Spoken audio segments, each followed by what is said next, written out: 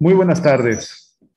La Dirección de Secundarias Generales, en el marco de la campaña Hagamos escuchar nuestras voces, les da la más cordial bienvenida a la conferencia hacia una educación igualitaria e inclusiva. Para dar inicio con la conferencia del día de hoy, me es grato presentar a nuestras autoridades educativas que nos acompañan en esta conferencia. El ciudadano José Juan Rosas Tapia, director de Secundarias Generales. Bienvenido. La ciudadana Elsa Alonso Contreras, jefa del Departamento Técnico Pedagógico del nivel de secundarias generales. Bienvenida. A continuación, cedemos la palabra al ciudadano José Juan Rosas Tapia, director del nivel de secundarias generales. Le escuchamos con atención. Adelante. Hola, ¿cómo están? Muy buenas tardes, compañeras y compañeros que se encuentran conectados el día de hoy. Qué gusto recibirlos. Gracias por darnos la oportunidad de llevar a cabo una actividad que el equipo técnico pedagógico de la Dirección de Secundarias Generales tiene a bien. Y pues bueno, sabemos que estos temas son de interés, estos temas son actuales, estos temas son temas que se vienen trabajando aquí en el equipo técnico pedagógico. Agradezco a la maestra Elsa Alonso Contreras, jefa del equipo técnico pedagógico, de igual manera a todos los compañeros que trabajan, que proporcionan, que dan temas, que sugieren, que están siempre al pendiente de todos los posibles temas de interés, temas actuales, temas que sabemos que ayudan y fortalecen en toda la estructura de la dirección de secundarias, en todas nuestras secundarias, origen estatal, origen federal, a nuestras técnicas estatales, a las escuelas para trabajadores. Sabemos que, pues bueno, pues nuestra gente, agradecerles a los directores, a las directoras, a las maestras, a los maestros. Sabemos que estos espacios es para que podamos dar a conocer información. En primer lugar, número uno, que tengamos la información y número dos, ponerla en práctica. Agradezco a todos la presencia el día de hoy y pues bueno, les comento que hoy tenemos llevar a cabo esta conferencia que tiene como título inicia la ponencia hacia una educación igualitaria e inclusiva. Sabemos que todas las actividades y las acciones que estamos manejando, que se están realizando en nuestras instituciones educativas, independientemente que estamos educando, formando, preparando a nuestras alumnas y a nuestros alumnos, también estamos manejando estos temas de igualdad, de equidad, de respeto, valores que pues sabemos que se llevan en casa, se aprenden en casa, pero es importante y necesario llevarlos en la práctica en nuestras aulas, con los alumnos, con las alumnas, con los maestros, con los padres de familia. Y pues bueno, este proyecto de transformación también educativo que la Dirección de Secundarias Generales, a través del Departamento de Apoyo Técnico Pedagógico, lleva a cabo durante el ciclo escolar 2021-2022, con la finalidad de fomentar en la comunidad educativa valores, acciones por una equidad de género, promoviendo estrategias y acciones encaminadas a buscar la erradicación de la violencia en contra de la mujer en el ámbito educativo, reflexionar sobre el papel de la mujer en la sociedad contra todo tipo de desigualdades que violentan los derechos de las mujeres, y además se abre un espacio para fortalecer la formación docente en la mejora continua. Esta conferencia marca el inicio de la campaña Hagamos escuchar nuestras voces, propuesta para este y el próximo ciclo escolar, en el que se impulsan acciones para promover la igualdad y la equidad de género al generar ambientes libres de cualquier tipo de violencia para la mujer y la población vulnerable. Dentro del propósito es promover con las figuras educativas, docentes, directores, jefes de enseñanza, supervisores escolares, jefes de sector, la participación plena y efectiva en valores de igualdad y respeto para eliminar de nuestra sociedad la violencia de género. Como ya sabemos, este formato es a través de videoconferencias y va dirigido para 8 jefes de sector, tanto estatal y federal, para 58 supervisores, origen federal, estatal, 64 jefes de enseñanza, origen federal, 39 apoyos técnicos pedagógicos y asesores técnicos pedagógicos estatal y federal, 540 directores escolares, 225 subdirectores y alrededor de 5,300 docentes.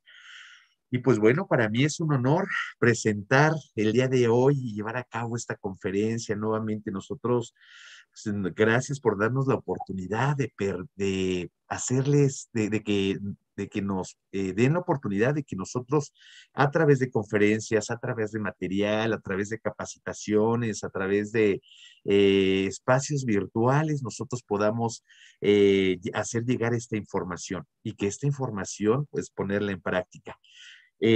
También comentarles que el día de hoy, y antes de dar inicio a esta ponencia y presentar a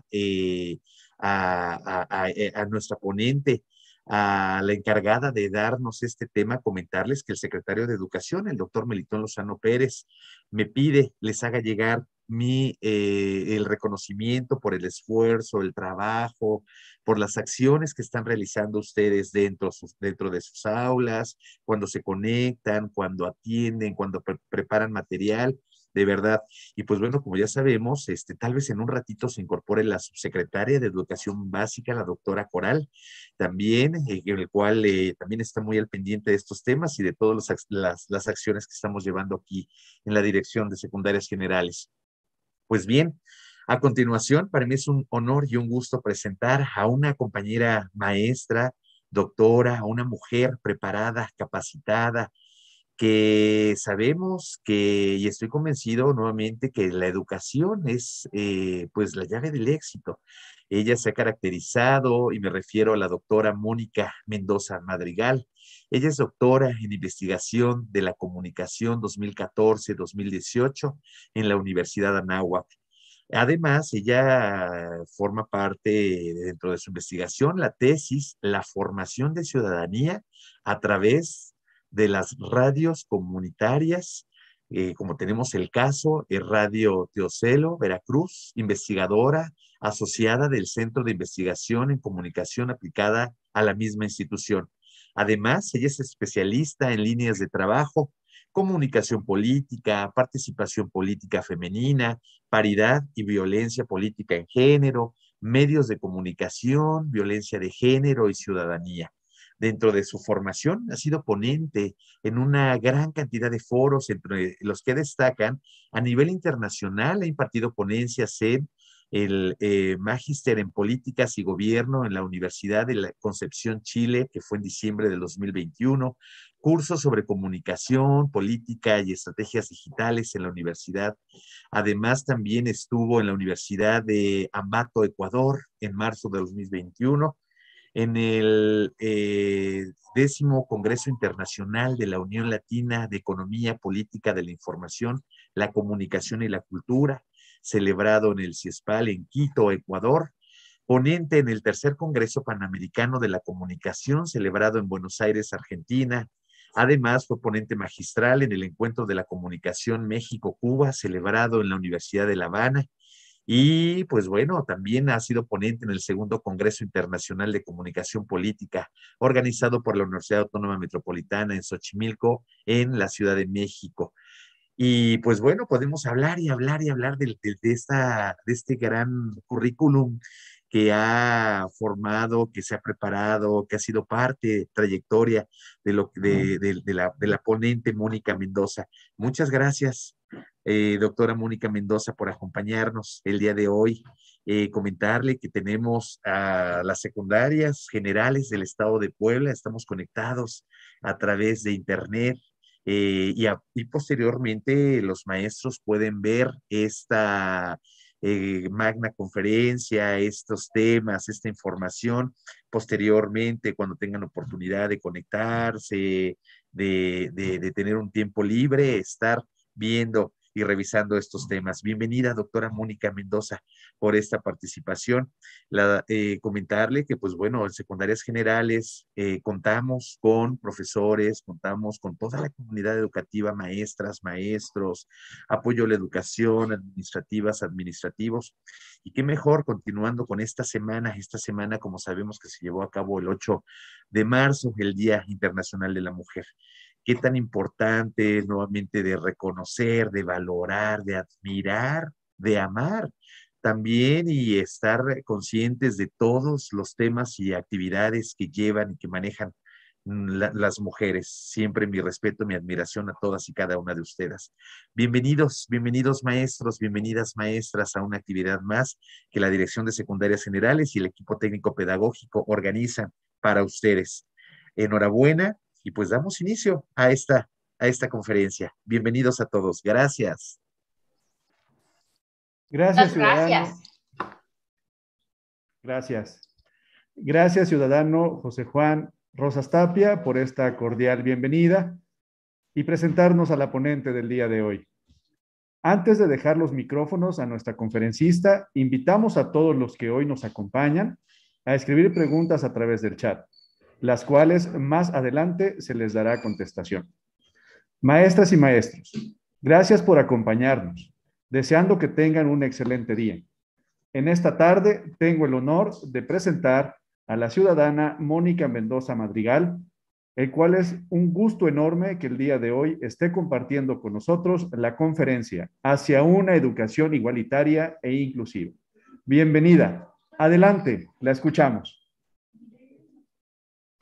Muchas gracias, muy buen día. Les saludo con gusto desde una cálida Jalapa, que me parece que comparte su sol con el estado de Puebla, o por lo menos con varias de las ciudades del estado de Puebla, que nos dejó un poquito el frío de lado, y bueno, pues nos permite hoy disfrutar de este momento de encuentro, pese a la circunstancia de la distancia, pero que a propósito de ello, pues justamente nos abre la oportunidad de poder estar en comunicación a través de los entornos digitales. Así que es un placer. Quiero agradecer muy especialmente la invitación para estar con ustedes esta mañana, y les voy a explicar antes de comenzar mi charla por qué acepté participar. Bueno, desde luego siempre que me hacen invitaciones para hablar sobre temas relacionados con los derechos de las mujeres, es para mí un honor hacerlo, pero en este caso en particular me entusiasmó profundamente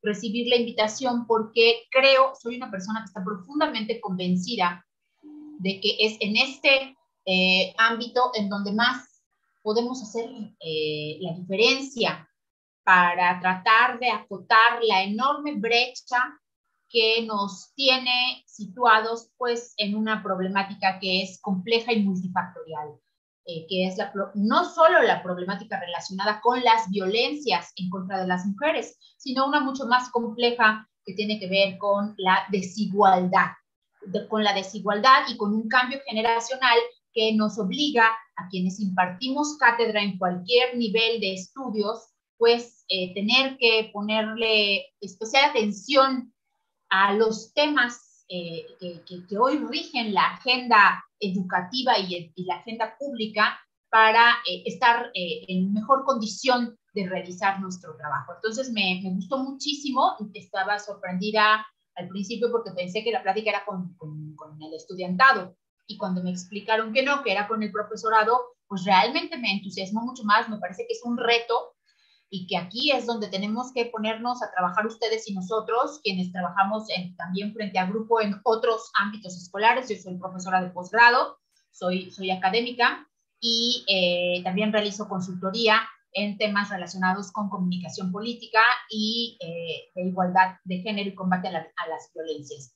Bueno, pues dadas las correspondientes gracias por haberme brindado la oportunidad de tener este encuentro, y agradecer especialmente a la doctora Gabriela Croda, que es quien me contacta para entrar en comunicación con ustedes. Vamos a comenzar a platicar sobre estos temas que nos ocupan el día de hoy. ¿Puedo ya compartir pantalla? Sí, ya veo. Ya veo. Claro, por favor. Compartir pantalla. Denme un segundo porque está movida la presentación. Aquí está. Muy bien. Vamos ahora. Yo esperaría que este fuera un espacio de diálogo entre profesores y profesoras de distintos niveles educativos para resolver dudas. Yo sé que tenemos muchas dudas, que nos estamos enfrentando a una realidad cambiante, ante un estudiantado muy revolucionado y que esto nos genera enormes inquietudes. Permítanme porque no quiere ampliarse. Ya, ahí está. Muy bien, pues entonces vamos a comenzar esta conversación. Vengo acá. Aquí estoy. Bien, ya me salí del, no sé si, ahí estoy. Muy bien, ya, ahora sí. Bueno, voy a hablar de muchos temas. Traté de acomodarlo en orden, pero hay momentos en donde voy a hacer saltos cronológicos y tiene una lógica, tiene una razón de ser, porque primero vamos a tratar de hablar sobre el estado de la situación, cómo es que llegamos aquí, por qué estamos hablando de esto ahora, y después, bueno, ya me regreso y empezamos un poco más con otro orden temático. Me parece importante plantear que sobre todo a partir de la pandemia, es una necesidad inminente colocar en la agenda educativa y en la agenda pública que hay ciertos ejes que son pilares fundamentales del desarrollo de la vida y que sin ellos no podemos ir hacia adelante en todos los ámbitos de la expresión de nuestra vida personal y pública.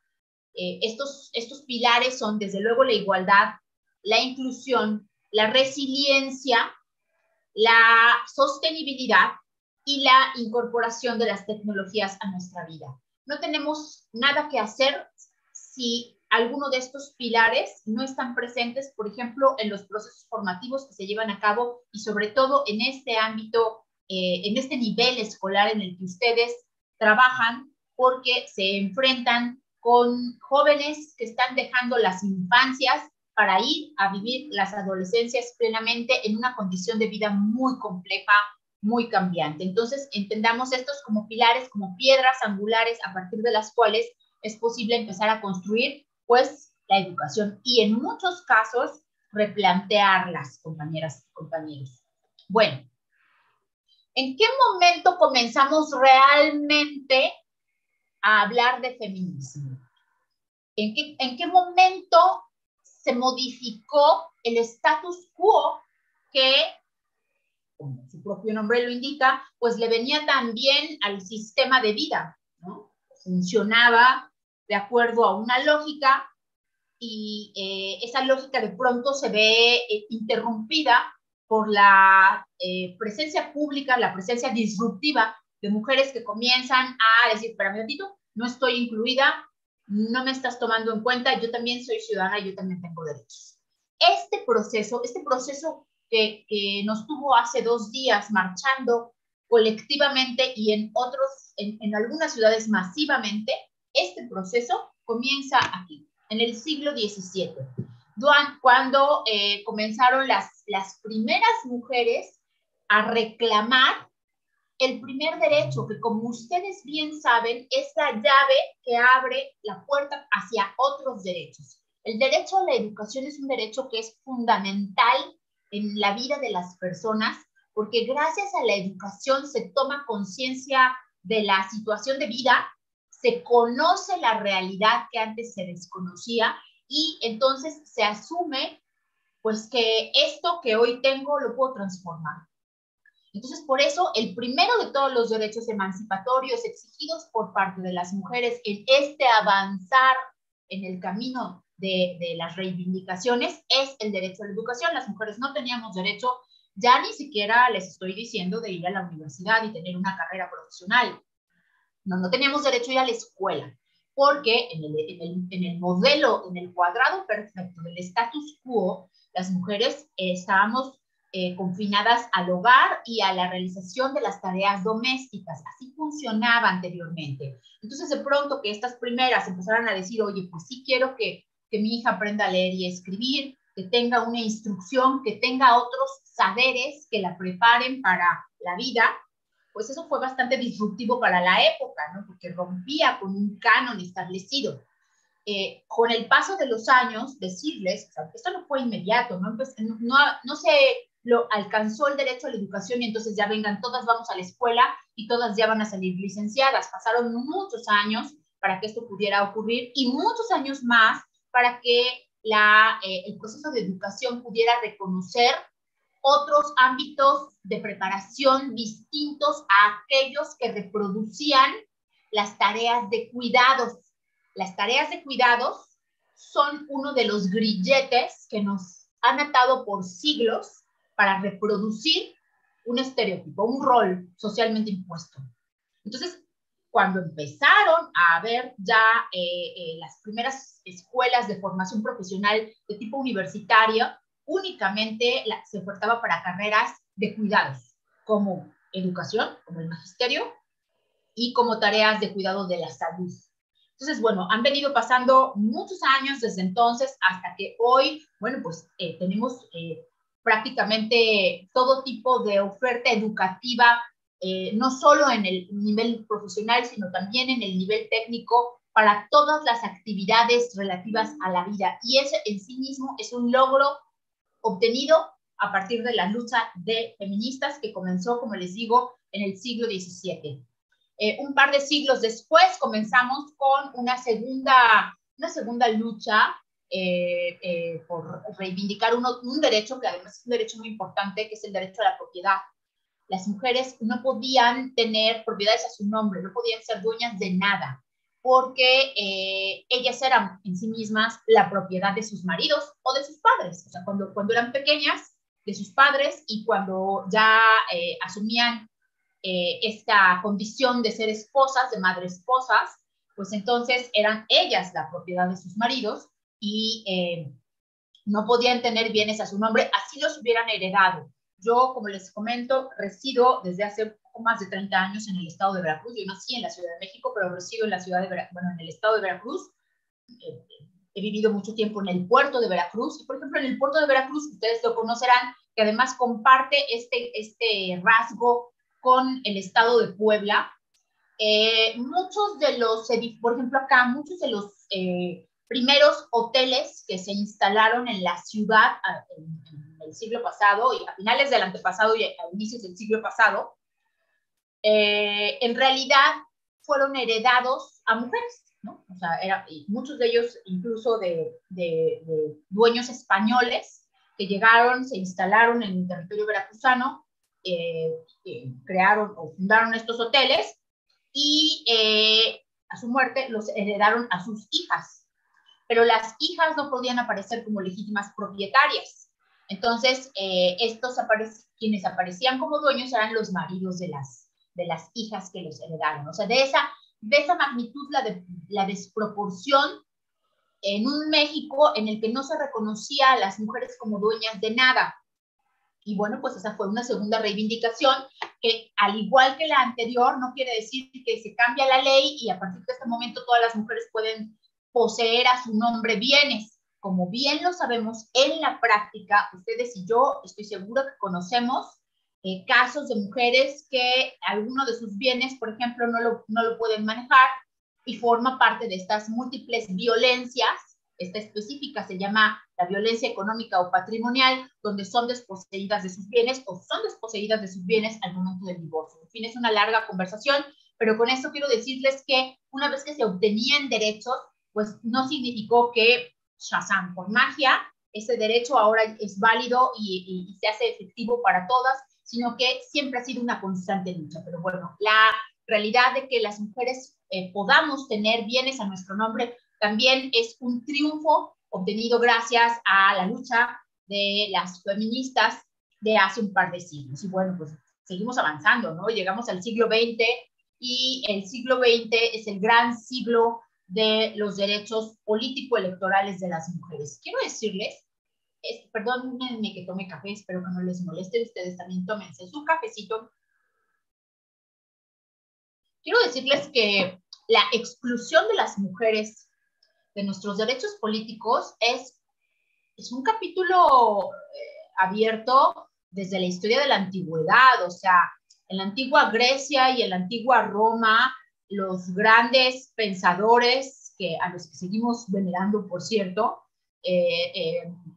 decían en sus documentos, estos históricos trascendentes, que eran ciudadanos los hombres y a veces podían, en algunos casos, ser considerados los locos y los borrachos, pero no las mujeres. O sea, de ese tamaño la exclusión histórica. Y bueno, no ahondaré en ese aspecto porque como ya me hizo favor el maestro de referir en mi currículum, realmente ese es mi tema, ese es el tema en el que yo me especializo el tema de los derechos político-electorales para las mujeres. Pero bueno, pues decirles eso, ¿no? Que empezamos a reclamar nuestro derecho a ser ciudadanas y a ser tomadas en cuenta, porque si bien no podíamos votar ni ser votadas, sí éramos afectadas por las decisiones que tomaban los hombres que nos gobernaban o que legislaban. Entonces, allí comenzó esta lucha por tratar de obtener el derecho a votar y ser votadas. Es una lucha a la que México llega tarde. Por cierto, sí quiero decir eso. Siempre que es el 17 de octubre, bueno, casi lanzamos las campanas al vuelo y le queremos así besar los pies al presidente que en su momento encabezaba el país cuando se hace el reconocimiento, no el otorgamiento, hay que utilizar las palabras correctas, no nos otorgan, o sea, eso nos correspondía por ser mujeres, nos reconocen el derecho a votar. Bueno, en realidad, en México esto ocurre casi 60 años después del primer país en hacer el reconocimiento al derecho a votar y ser votadas para las mujeres. Entonces, como insisto en señalar, llegamos tarde a ello y también, al igual que los otros derechos, no se hace la modificación legal y a partir de ese momento todas las mujeres podemos votar. Voy a hacer un pequeño comercial aquí en presencia de ustedes para presentarles este libro que escribí, que presenté hace unos meses, que se llama El Camino de la Paridad Legislativa en el Congreso del Estado de Veracruz. Por ejemplo, les platico, fíjense, este ejemplo nos sirve bien y ocurre también en la realidad poblana. En 1953 se hace la modificación de ley que permite ya a las mujeres votar y ser votadas, en el 53. En el 56 llega al Congreso de Veracruz la primera diputada local veracruzana. Entonces, lo que podríamos pensar es que a partir de ella, progresivamente en las subsecuentes legislaturas, pues se fue abriendo paso para que las mujeres se incorporaran al trabajo legislativo. Pues no, les platico que llega la primera mujer a ser diputada local y las subsecuentes 2 legislaturas no hay ninguna mujer, después tenemos 2 y después otra vez no tenemos ninguna y así sucesivamente. Entonces, bueno, ese ha sido un largo y espinoso camino que ha costado sangre, que ha costado mucho dolor. En Veracruz tenemos mujeres que han sido asesinadas y en Puebla también, en el ejercicio de sus derechos políticos. Entonces, bueno, es una realidad que está ahí, que está presente, que está abierta y que también es un logro obtenido a partir de la lucha de las feministas. Y hoy, ¿en qué momento nos situamos? Hoy, ¿cómo está la cosa? Ya obtuvimos todo. ¿Qué más queremos, no? ¿Por qué pedimos tanto? Bueno, hoy lo que queremos es vivir mejor. Ya tenemos como el piso firme, el piso básico de derechos. Ahora, de lo que se trata es de que esos derechos sirvan para que vivamos mejor. Porque, lamentablemente, pese a todos estos derechos que hemos obtenido, las mujeres seguimos siendo las más pobres entre las pobres a nivel mundial. Las mujeres seguimos ganando menos que los hombres por el desempeño del mismo tipo de trabajo. Las mujeres seguimos siendo las principalmente violentadas por hombres, de acuerdo a las estadísticas. No es la única forma de violencia de género que existe, pero sí es la principal. Las mujeres en México hoy somos asesinadas por el hecho de ser mujeres en una proporción de 11 mujeres diarias. Antier, 8 de marzo, se asesinó a 8 mujeres en este país. Entonces, de lo que se trata es de decir, bueno, ya tenemos las leyes, ahora vamos a tratar de vivir más adecuadamente, ¿no? Y en eso estamos, y en eso el trabajo que ustedes hacen en las aulas con estos chicos y chicas es fundamental. Entonces, bueno, a partir de aquí les platico, ¿no? ¿Quién es como la principal? Y además me importa decir esto, no voy a abundar demasiado sobre lo histórico, que como ya vieron me gusta, pero simplemente quiero situarlo. Fíjense bien. Bueno, esta foto evidencia además que las sufragistas nunca fueron pacíficas, ¿eh? O sea, estas protestas que tenemos ahora, que a muchos no les gustan, que dicen que protestemos bonito, por favor, pues no son distintas a como eran en ese momento. Las mujeres eran llevadas a la cárcel, tomadas de los pelos, en fin, una cosa tremenda, ¿no? Pero bueno, ¿dónde comienza esto? Comienza con esta mujer, primero con Olympe de Gouges. Olympe de Gouges en Francia, en la Francia de aquel tiempo, que es la Francia de la Revolución Francesa, están acá todos los grandes pensadores que seguimos venerando, diciendo, vamos a hablar de los derechos del hombre y el ciudadano, porque necesitamos ahora ampliar el marco legislativo para cobijar también los derechos humanos. Esta amiga, como el superportero, levanta la mano y dice, espérame tantito, nada más permíteme que te diga que también habemos mujeres y que también tenemos derechos. Entonces, por favor, hazle ahí una pequeña errata a tu documento. Y el otro dice, no, ¿cómo es posible, no? Ni se te ocurra, ¿no? Eso es sagrado, ¿no? Además, las leyes solo incluyen a los hombres. Entonces, ella escribe la Declaración de los Derechos de la Mujer y la Ciudadana. Es el primer documento que habla de que las mujeres tenemos derechos. Es increíble, pero en 1791 es la primera vez que se dice esto. Y entonces, como ustedes saben mucho de historia, son profes y profas, estos movimientos disruptivos no solo ocurrían en Francia, también en Inglaterra estaban pasando cosas importantes, y entonces acá es otra mujer con otras mujeres que también tienen la misma inquietud, como más o menos al mismo tiempo, y entonces ella escribe un documento que se llama así, la Vindicación de los Derechos de las Mujeres. La vindicación, que es una vindicación, pues reivindico, o sea, quiero replantear que también las mujeres tenemos derecho. Ella se llama Mary Wollstonecraft. Entonces, Olympe de Gouges y Mary Wollstonecraft son las pioneras. Esto que pasa a finales del siglo XVIII en Europa, de pronto se disemina, se riega como el agua, como el fuego. Nosotros las feministas, bueno, creo que eso no lo dije, pero me parece que ya se habrán dado cuenta, yo soy activista feminista de muchas organizaciones.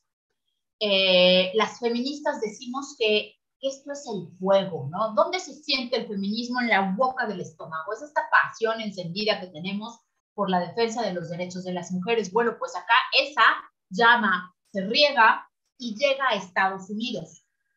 Y entonces, varios años después, en Estados Unidos, escriben un documento que firman entre varias personas, que es un documento que es el documento pionero, que se llama así, la Declaración del Seneca Falls. Y la Declaración del Seneca Falls dice una cosa que es interesantísima. Fíjense aquí qué importante es cómo le vamos añadiendo elementos como ingredientes a la ensalada de derechos que son importantes. Mientras en Europa el tema es, quiero ser ciudadana, o sea, tengo derechos políticos y tengo derecho a ejercerlos porque soy ciudadana. En Estados Unidos, que estaba en ese momento el movimiento abolicionista de la esclavitud, lo que dice el Seneca Falls es, tenemos derecho a la igualdad de trato, a la igualdad. Y entonces aquí ya le añadimos otro factor, decir, ¡ah! Y además de que tienen derechos, son iguales a los hombres. ¿Qué cosa, no? Porque, no, o sea, los negros estaban tratando de abolir su esclavitud y ahí nos pegamos las mujeres en ese esfuerzo reivindicativo, porque tampoco teníamos derechos. Entonces, a nosotros, ¿cuál es la parte del fuego que nos llega en México? La parte del fuego que nos llega en México, pues ya es esta, la de Estados Unidos. O sea, aquí cuando brinca el continente americano y esa influencia nos llega, pues es cuando nos empezamos a contagiar y a tomar conciencia de la situación de opresión y de desigualdad en la que las mujeres viven, ¿no? Entonces ahí ya, un paso para que en México comience el asunto. Pero quiero decirles, les comenté al principio de mi intervención que iba a dar saltos cronológicos. Bueno, este es el primer gran salto cronológico que estoy haciendo. Ahora, ahí comenzó el feminismo. Quiero decirles que el feminismo es el único movimiento social y político que tiene 300 años de vida y sigue activo. Ningún otro. No hay otro. ¿Por qué? Porque no hemos acabado de reivindicar derechos. Cuando algún día acabemos, pues tal vez ahí se detendrá la lucha, no lo sé, quizá no viva para ese momento, ¿no? El gran tema es decir, realmente dónde comienza el problema, y aquí quiero ser muy clara en lo que voy a decir. ¿Cuál es verdaderamente el problema al que nos enfrentamos? El problema al que nos enfrentamos es el sistema de vida. Por eso siempre decimos que esto es estructural, está presente en todas las facetas de la vida, en todas las personas, en todos los países, en todas las épocas, en todas las generaciones. ¿Cómo se llama ese sistema al que históricamente hemos pertenecido, que nos ha enseñado una generación tras otra generación? ¿Cuál es el orden socialmente permitido y establecido? Es el patriarcado. Entonces, por eso digo que quiero ser muy clara al señalarlo, porque a veces algunos señores se lo toman personal y dicen, ¿me estás diciendo que yo tengo la culpa? Permítame hacer la corrección correspondiente. Las mujeres y los hombres aprendimos al mismo tiempo de la misma escuela. Aprendimos el sistema patriarcal. Y el sistema patriarcal es el que nos enseñó cómo funcionar en la vida cotidiana. ¿Y a partir de qué momento? ¿A partir de la Revolución Francesa, como se los acabo de decir hace un momentito? No, en realidad esto es mucho más antiguo, que es justo esto que les estoy mostrando aquí. Fíjense que nos ha hecho un gran favor la antropología en investigar cómo eran las sociedades al inicio de la vida del ser humano sobre la faz de la Tierra. Y lo que hoy hemos logrado aprender y saber gracias al trabajo de la antropología es que las primeras formas de organización social, las primeritas, las de los seres primitivos, eran comunales. ¿Qué quiere decir esto? Si había un niño o una niña recién nacido, chiquito, su comuna se encargaba de su educación, de su protección, de su seguridad. O sea, no había un rol atribuido por sexo a nadie. A ti, tu mujer, tú te encargas, a ti te toca cuidar al chamaco, ¿no? No, o sea, la comunidad se encargaba de las tareas y en conjunto hacían las tareas de protección y en conjunto hacían las tareas de sobrevivencia, de buscar comida. Es a partir de la invención de la agricultura, o sea, digamos que es el momento siguiente. Primero, acuérdense, eran nómadas y con la agricultura ya se convierten en sedentarios.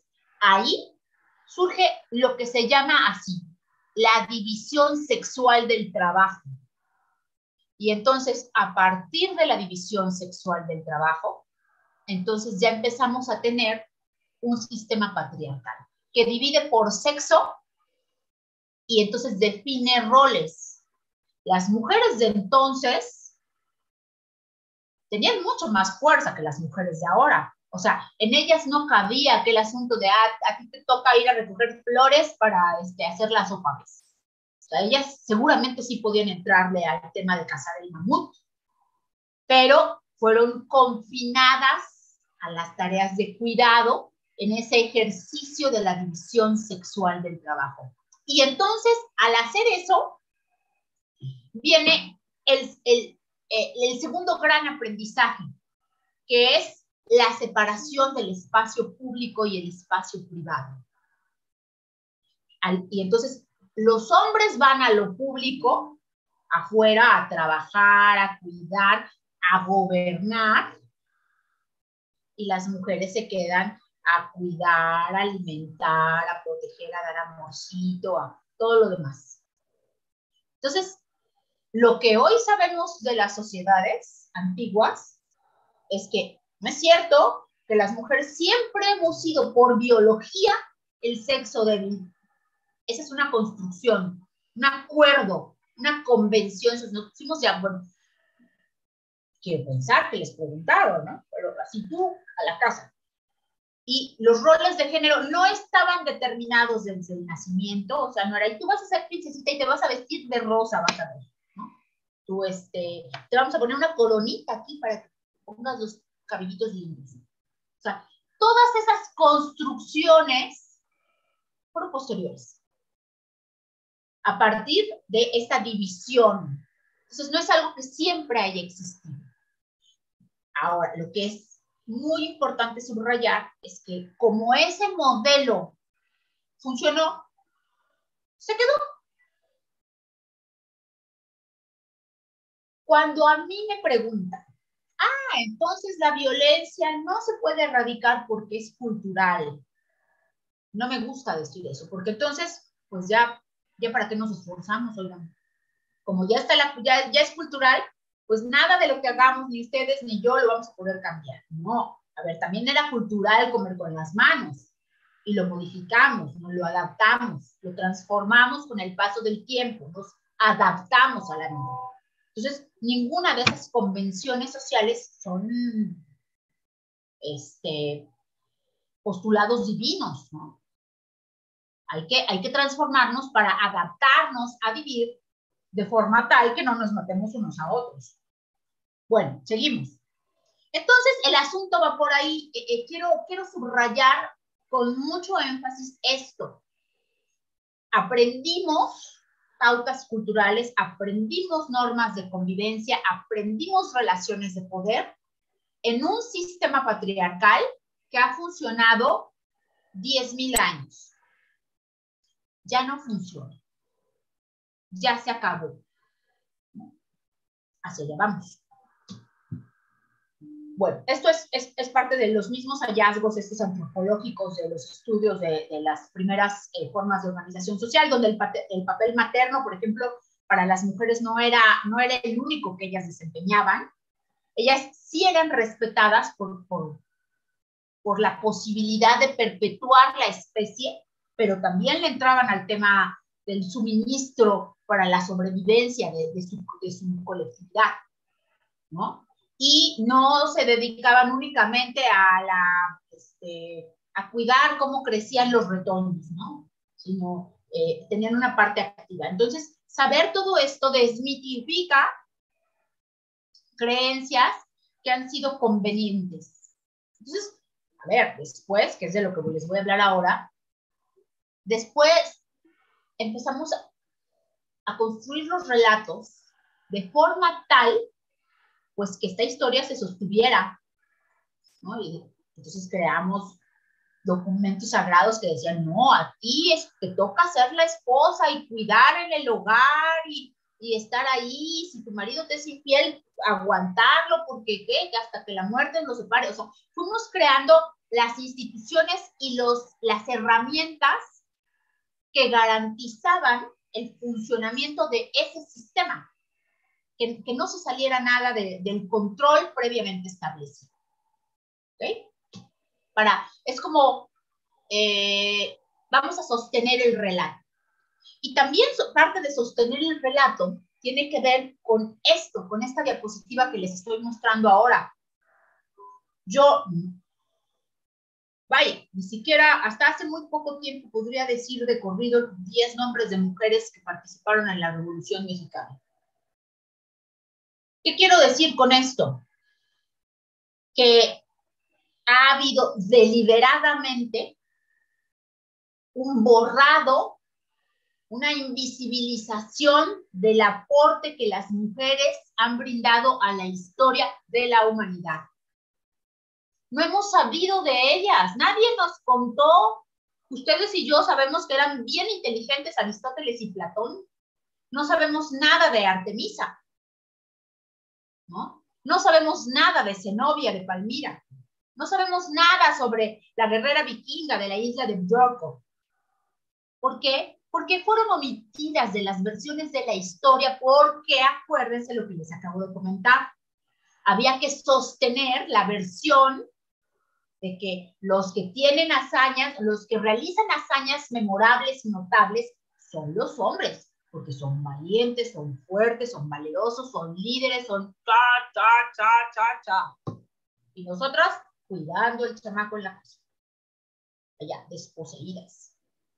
Les voy a decir algo. Estamos viviendo momentos de retrocesos graves, ¿eh? O sea, traemos muchos riesgos importantes en este momento.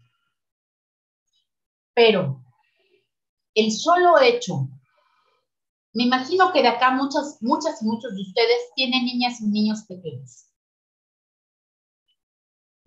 De por acá, el maestro Juan José está diciendo que sí. Muy bien. Me imagino que tienen niñas y niños pequeños. El que sus niñas y sus niños hoy tengan aspiraciones, modelos de referencia que les hacen soñar que cuando crezcan van a ser líderes grandes en lo que sea, eso hace que ya haya valido la pena esto que estamos viviendo ahora. Porque a diferencia de lo que nos pasó a nosotras en nuestra generación, donde nos inspirábamos en modelos de personas muertas o que estuvieron en la historia en algún momento antes, hoy, las niñas de hoy, los niños de hoy, pueden inspirarse en personas que existen y hasta que conocen. Porque entonces hemos logrado cambiar la narrativa de la historia y empezar a reconocer, empezar a pagar esta gran deuda histórica con las mujeres y empezar a reconocer que hay mujeres policías extraordinarias, mujeres bomberas, mujeres campesinas que labran la tierra al igual que los hombres y que hacen aportes para sus comunidades, que ahora que pasó la pandemia, muchas de las mujeres que lograron sostener económicamente su hogar fueron las nenis. Luego vamos a hablar de eso, ¿no? El término nenis es un término peyorativo. Sería más digno decirle gracias, porque con tus ventas por catálogo, ahora que tu marido, si lo tienes, no podía vender porque su negocio estaba cerrado por la pandemia, pues tuvimos que comer porque tú hiciste eso. Entonces, empezar a reconocer, a visibilizar, a nombrar a las personas comunes por sus aportes, eso ya es cambiar la versión de la historia que nos contaron. Por eso ahora tenemos tanta urgencia por explorar en el pasado para ver en dónde estuvieron las mujeres. Y entonces yo encuentro ahora acá en mi libro, ¿saben qué? No hay un solo documento que hable sobre cuáles fueron las primeras diputadas. Y entonces me puse a buscar a la familia de las diputadas y fue un verdadero milagro haber conseguido, por ejemplo, esta fotografía, que es la fotografía de la primera mujer diputada, no solo de Veracruz, de América Latina. Ella fue la primera mujer diputada de América Latina. Entonces, o sea, eso pasa justo porque el sistema patriarcal definió que solo reconocería los logros y los aportes de los hombres. Las mujeres teníamos que actuar en el papel que nos fue otorgado.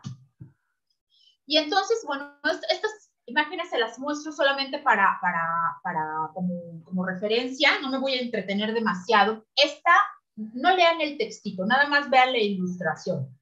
Se llaman las magdalenienses y son las pinturas de las cavernas.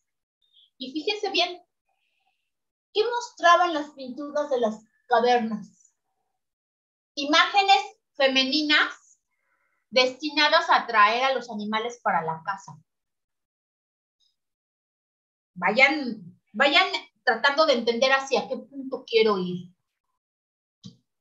Después, ya en otro momento de la historia más avanzadito, el arte clásico nos empieza a mostrar mujeres desnudas, bollantes de carnes, que pasivamente exhibían su cuerpo.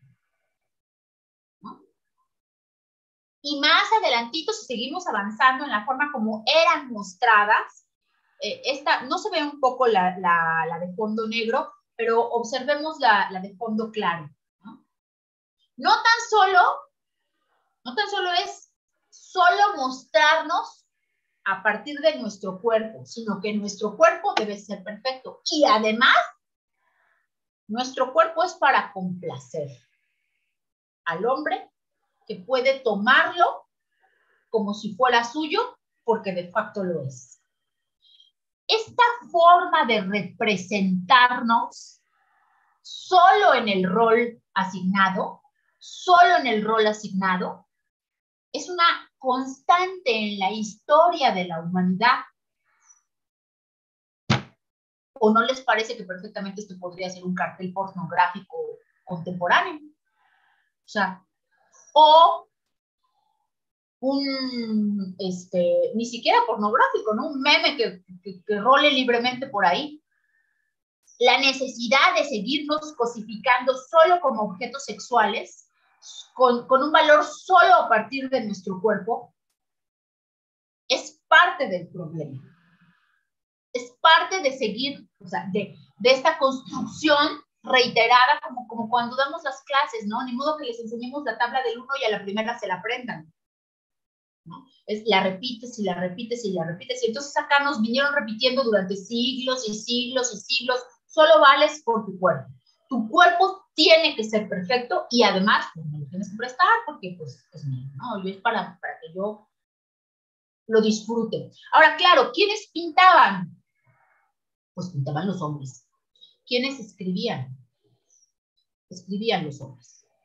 Entonces, pues desde luego, la versión de lo contado y de lo mostrado y de lo representado era la versión de la mirada masculina, que lo que trataba era justo pues de sostener esa narrativa de aquí los únicos poderosos, existentes, capaces, brillantes, líderes, somos nosotros. Fíjense lo que dice en las letras negras con el fondo blanco. Y todas las mujeres reproducían ese rol pasivo de complacencia, de asumirse como objetos sexuales. No todas. En todas las épocas de la humanidad ha habido mujeres disruptivas. En todas las épocas de la historia de la humanidad ha habido mujeres transgresoras. Pero de esas no se decía nada. Las borrábamos de la historia. Hipatia de Alejandría, tú bórrala, di que todos eran emperadores. Fulana tal, no digas esas cosas, ¿no? ¿Por qué? Porque si no reproducía el rol, entonces era omitida, invisibilizada. Acá está abajo. Entonces, por eso les muestro estas dos polarizaciones. La resultante de todo eso que reiteradamente veíamos y leíamos y escuchábamos en las narrativas cotidianas desde la antigüedad, ya me vine desde la época de las cavernas, ya acá estoy en el Renacimiento. La constante de todo esto, ¿qué fue lo que provocó? Uno, la invisibilización de las mujeres, y dos, la hipersexualización del cuerpo de las mujeres. Es parte del problema. Esto está más contemporáneo, aunque seguramente sí hemos visto algo de esto. Fíjense bien, no nada más lo hacían los antiguos, ¿eh? O sea, esta señora Margaret, solo pongo ejemplos, puede ser cualquiera. Margaret Kane siempre estuvo encerrada en su casa pintando cuadros, mientras que su famosísimo marido los firmaba como que eran de su autoría, y el que era famoso autor era él, cuando la que los pintaba era ella, era como su esclava.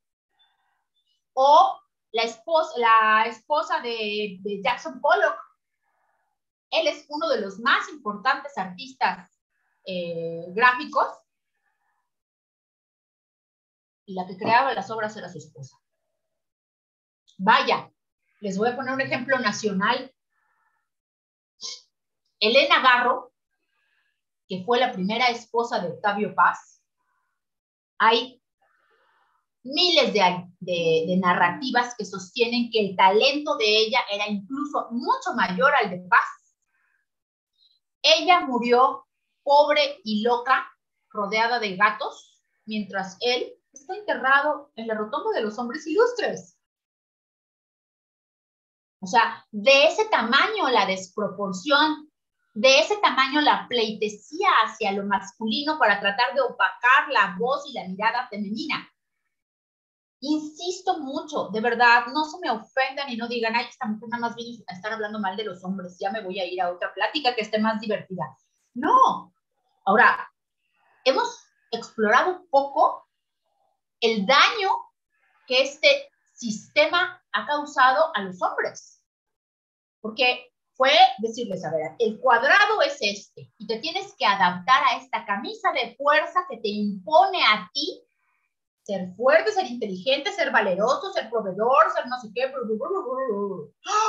¿no? Y si no soy todo eso, ¿qué hago? ¿Repruebo?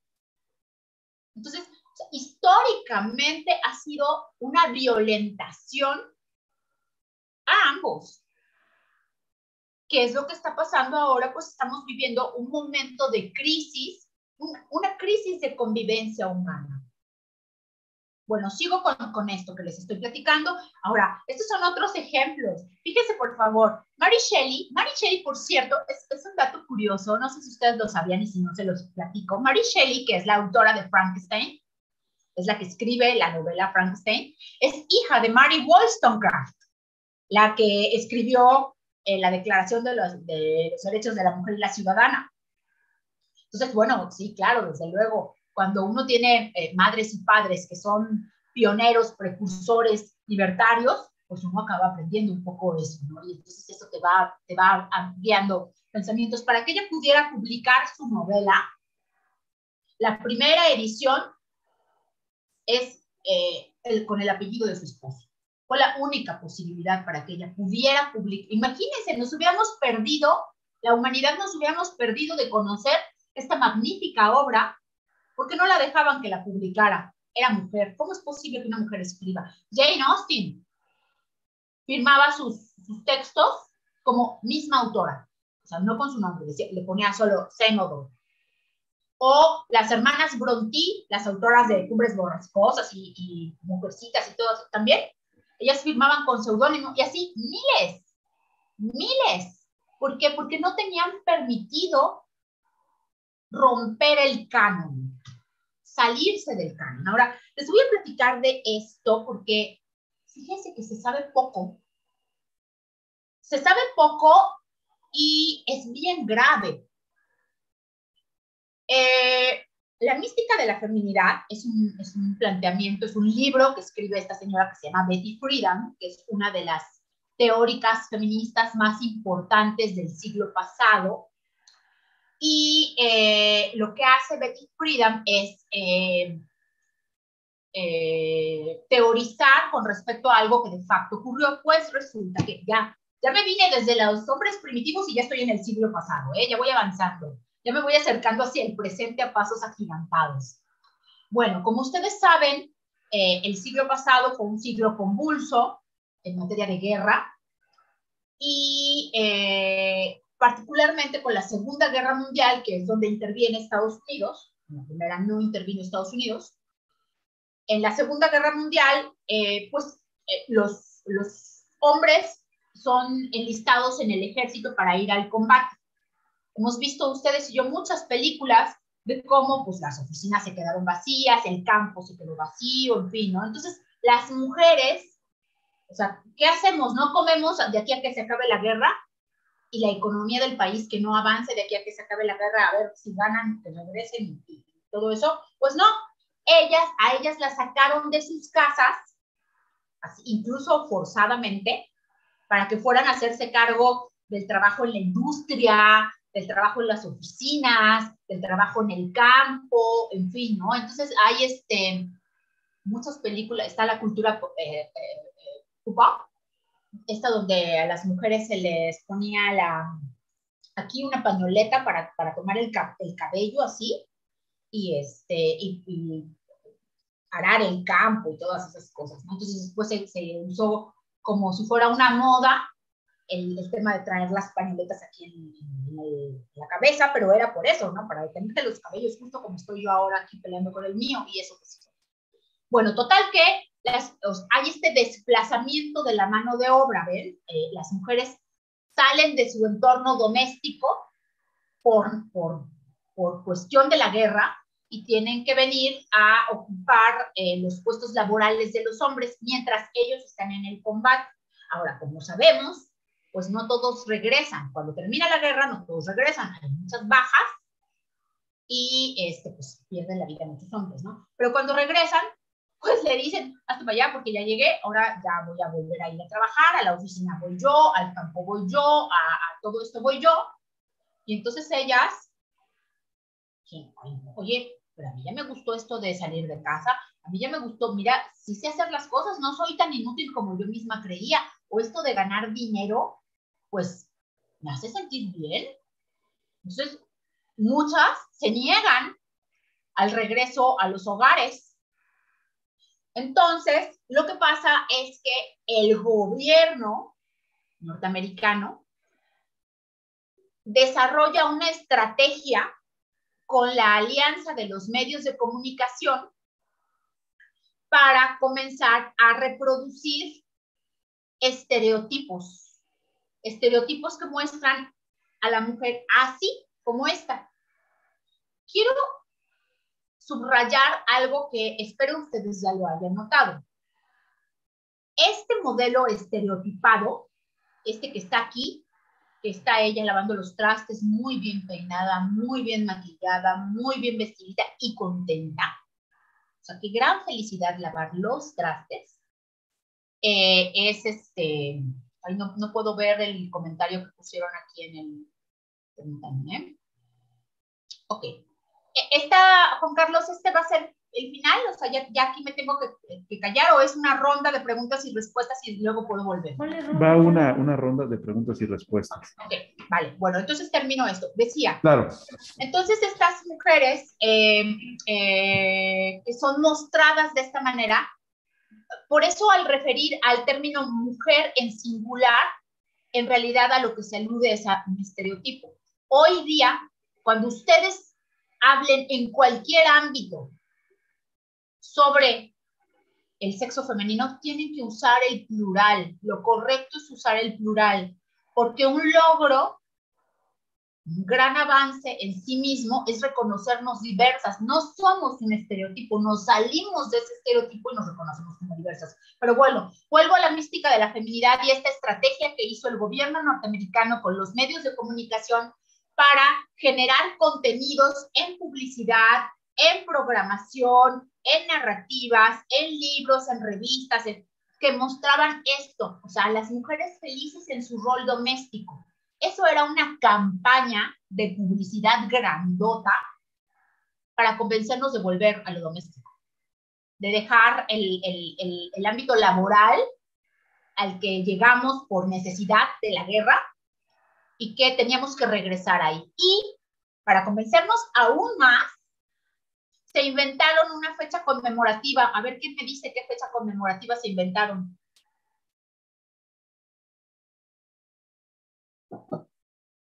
El 10 de mayo. Se inventaron el 10 de mayo para la exaltación de la maternidad como el único rol al cual una mujer pueda aspirar.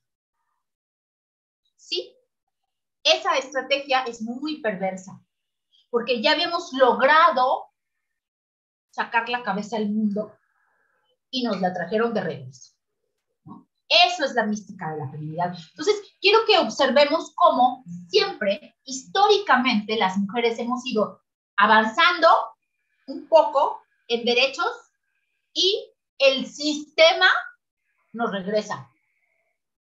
Ah, mira que tú te quieres poner muy liberal y quieres salir y qué bien se siente trabajar, y nada más que ahí viene tu marido de regreso, tú tienes que ir a la casa a lavar los trastes y contenta. Por favor, digo, si nos parece exagerado esto, quiero decirles que hay mucha documentación que habla de que durante la guerra en Alemania a las mujeres, no las que combatían, o sea, las que estaban en lo doméstico, les suministraban una droga que le llaman la droga de la felicidad. ¿Para qué? Para que no estuvieran, o sea, para contener como en una burbuja lo que ocurría con la guerra. Entonces, siempre hemos sido, ¿me entienden?, manipuladas por una macroestructura que ha decidido en dónde conviene colocarnos, como si fuéramos pues, el florero. El florero ahora viene para acá, ahora trabaja en campo. Ahora se viene para acá de regreso, ya no tiene que trabajar en campo. Eso es la mística de la feminidad y lo que nos plantea Betty Friedan. Ok, me quiero quedar aquí en lo que tenemos estas primeras preguntas, ¿les parece? Voy a quitar el modo compartir para mirarnos un poco en lo que hacemos estas primeras preguntas. Claro que sí, muchísimas gracias, qué interesante. Bien, nos comenta Josefina Romero, excelente tema, gracias, gracias, gracias. Sandra Durán, físicamente no somos iguales. María de Lourdes Garrido. No escuché el comentario, perdón, es que pasó un automóvil. Sandra Durán, físicamente no somos iguales.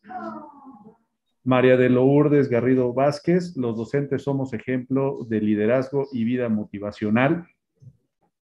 Leoncio Martínez Jurado, de la Escuela Secundaria Nicolás Bravo, felicito a la doctora Mónica, que devela la represión que ha sufrido la mujer. José Alberto Ramos y Ramírez, la demanda es un cambio de estructuras sociales. María Eugenia Aida Vega López, excelente conferencia. Gabriela Carolina Fuentes Soto, las mujeres actualmente, en lugar de apoyarse, se atacan entre ellas, a comparación de los hombres. Por aquí tenemos una pregunta de Oscar DC.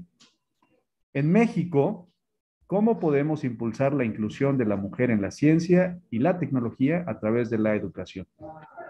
Si gusta dar respuesta, doctora. Muchas gracias. Bueno, es parte de lo que estoy comentando justamente. Yo creo que el desarrollo de la ponencia va a dar respuesta a esa pregunta que tiene que ver justo con esto que estamos comentando, ¿no? Con combatir los estereotipos socialmente asignados y entender la diversidad como parte de la realidad de vida. Perfecto. José Abel Cortés, como seres humanos tenemos los mismos derechos en todos los sentidos. Por aquí igual una pregunta. ¿Cómo transmitir el respeto hacia las mujeres desde la educación? Justo así, entendiendo esa diversidad y esa pluralidad que existe y que debe de ser entendida. Me parece que es parte del desarrollo de la ponencia y creo que podremos dar respuesta más clara a ello una vez que logremos concluirla. Perfecto. ¿Por qué resulta importante abordar las desigualdades de género en el empleo rural y urbano? Es fundamental. Esa es, me parece que la parte medular de todo, ¿no? Hay que entender, o sea, se generaliza mucho y se trivializa mucho el tema, pero si entendemos que de fondo lo que da lugar a que estemos hablando de esto es que hay una desigualdad existente en las condiciones de vida, pues eso es lo que nos permitirá en la práctica cotidiana entender que al momento de impartir clase no es lo mismo para una chica que para un chico atender la sesión, porque están atravesando procesos que son diferenciados. No quiero decir que le tengamos que dar 2 clases diferentes a cada uno, sino que asumir de facto que existen esas desigualdades nos permite entender las realidades a las que se enfrentan cotidianamente. Perfecto. Por último, ¿qué opina de la violencia hacia las mujeres y cómo poder erradicarla? Yo creo que el desarrollo de la plática va a permitir responder esa y las otras preguntas. Perfecto. Bien, antes de continuar con la ponencia, les recordamos que a través del chat pueden seguir enviando sus preguntas o comentarios. Le pedimos que continúe con la interesante ponencia, doctora. Muchas gracias. Muchas gracias a ustedes. Bien, pues entonces continuamos. Voy a volver a compartir pantalla. Ya no me acuerdo en dónde estoy. A ver, permítanme tantito. Creo que sí. Sí, estábamos con la gran Betty Friedan.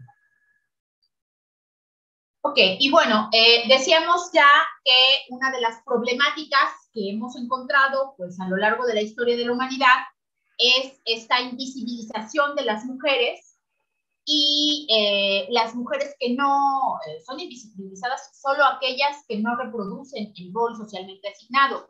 Pero la otra problemática tiene que ver justo con esta cosificación del cuerpo, ¿no? Que de ahí derivan muchas de las violencias a las que se hace referencia con todo esto. Esta exacerbación de los atributos sexuales femeninos como el único rasgo a destacar en nosotras, pues desde luego, además de que es una gran falta de respeto y en sí misma una violencia, porque no nos reconocen por nuestro talento, nuestra capacidad, nuestras habilidades, sino simplemente por tener unas formas corpóreas específicas, bueno, pues lo que va haciendo es desde luego desacreditar y generar desigualdad y mucha discriminación.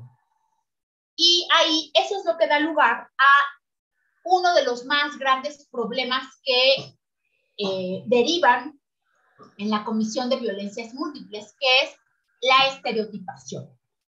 El considerar que por ser mujeres debe de gustarnos tejer o debe de gustarnos cocinar, y que por ser hombres todos son valientes y todos van a ser generadores del insumo para la manutención doméstica, es uno de los principales problemas que nos tiene hoy como humanidad divididos.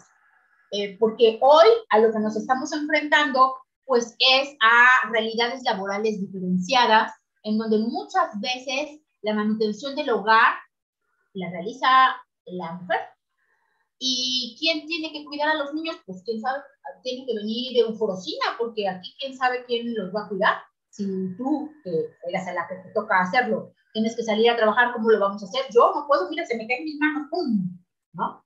No, para nada. Justo lo que estamos viviendo, justo el tránsito que estamos viviendo y al que nos estamos enfrentando en todas las esferas de nuestra vida es a la ruptura de la sobreestereotipación y a la incorporación de las nuevas políticas de cuidados, que tienen que ver con absolutamente todas las actividades que realizamos en la vida cotidiana. Entonces, promover, por ejemplo, hace ratito me preguntaban sobre el papel de la educación en todo esto. Bueno, desestereotipar y desexizar la educación es uno de los más importantes factores que debemos promover y asegurarnos como profesorado que se cumple cabalmente para el ejercicio de la práctica educativa, ¿no? Todos estos condicionamientos por sexo que nos definen acaban siendo sumamente sexistas, acaban estableciendo un androcentrismo que ya no es sostenible. Los hombres no son el centro del mundo. Esa visión genera discriminación y produce gran parte de la carga de violencia que estamos viviendo, ¿no? Ahora, si entendemos eso, entonces así podemos comprender la desigualdad de vida.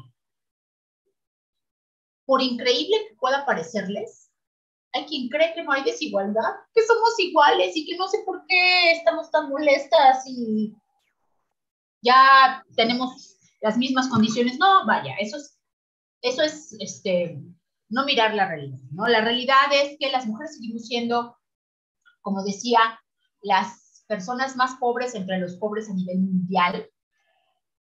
Nos seguimos enfrentando a una serie de circunstancias que limitan nuestro desarrollo. Ahora, por ejemplo, con la pandemia y con la deserción escolar, fue mayor la deserción de mujeres que de hombres, porque ¿qué es lo que pasó? Muchas de ellas se convirtieron en madres, pese a tener 13 años, en este periodo de vida, derivado de las violencias múltiples, porque antes se salvaban de ese condicionamiento de vida porque estaban en la escuela, pero ahora el estar en el entorno doméstico para las mujeres y las niñas fue como volver a la cárcel. Y entonces eso nuevamente sacó a flote algunas problemáticas sobre las cuales ya habíamos avanzado. Por ejemplo, antes de la pandemia, el principal foco de atención o el principal tipo de violencias que se generaban en contra de nosotras eran las que se vivían en la vía pública. Y con la pandemia, la violencia doméstica se convirtió nuevamente en la más importante de todas, ¿no? Entonces, eso nos debe de dar el parámetro para entender pues que no es lo mismo ser mujer que ser hombre y que se vive la vida diferente siendo mujer que siendo hombre. Entonces, bueno, la desigualdad, que es la ilustración anterior, da lugar a la violencia. Ahora, ¿cómo comenzamos ya esta nueva carrera, este nuevo momento de vida en el que nos encontramos ahora? Pues ante la magnitud de la problemática ocasionada, la ONU, que como saben nace en 1945, la ONU plantea celebrar primero el Año Internacional de la Mujer y convoca a la primera Cumbre Mundial de las Mujeres, que se celebra en México. Y en ese marco establecen que a partir de ese momento, el 8 de marzo va a ser para siempre el Día Internacional de la Mujer. Y de entonces a la fecha, la ONU ha convocado a todas sus naciones adherentes a participar en 4 cumbres mundiales. Está en el sentido del reloj. La primera fue la de México, que es esta. La primera es la de México, la de 1975. La segunda fue esta, que es la de Copenhague. La de Copenhague. La tercera fue esta, la del 85 en Nairobi. Y, o sea, esta fue en el 75, la primera en el 75, la segunda en el 80, esta en el 85 y 10 años después la de Beijing. Beijing ha sido la última cumbre mundial de las mujeres, la más importante. Y en esta el foco de atención se centró en la violencia, porque ese era el principal tema de la agenda. Desde Beijing al día de hoy ha habido revisiones de la agenda de Beijing. O sea, hubo una revisión a los 5 años de Beijing, una revisión a los 10 años, una a los 15 y acabamos de cumplir 30 años de Beijing. Y entonces hubo nuevamente una reunión de todas las naciones adherentes para revisar qué tal estamos con la agenda de Beijing. Quiero decirles que todavía no la cumplimos. Todavía estamos lejanos a cumplir la agenda que en el 95 se acordó como las prioridades para que las naciones atendieran la problemática de vida de las mujeres. Sin embargo, este andamiaje es el que sitúa para las naciones el compromiso, casi me atrevería a decir la obligación, de empezar a adoptar acciones internas para atender la agenda de vida de las mujeres. No voy a referirme de manera particular a cada una de estas disposiciones legales, simplemente se las quise traer para que ustedes vean que hoy la sombrilla de derechos que poseemos es muy amplia. Tenemos muchos instrumentos internacionales, interamericanos, globales y nacionales que nos deben de garantizar el derecho pleno a vivir libres de violencia, sin discriminación y con un acotamiento de la desigualdad en todas las etapas de vida. Son grandes instrumentos, son instrumentos fundamentales. En sí mismo, tenerlos es un avance. Ahora el reto es todos estos instrumentos legales, traerlos a la vida diaria y hacer que se garanticen, De todas las leyes existentes, la más importante es esta que está aquí, la Ley General de Acceso de las Mujeres a una Vida Libre de Violencia. Recién cumplimos 15 años de que se aprobó y el principal aporte de esta ley es señalar que existen diferentes tipos y modalidades de violencia. Hasta antes de esta ley era práctica común pensar que si no traía yo el ojo morado, entonces no vivo violencia.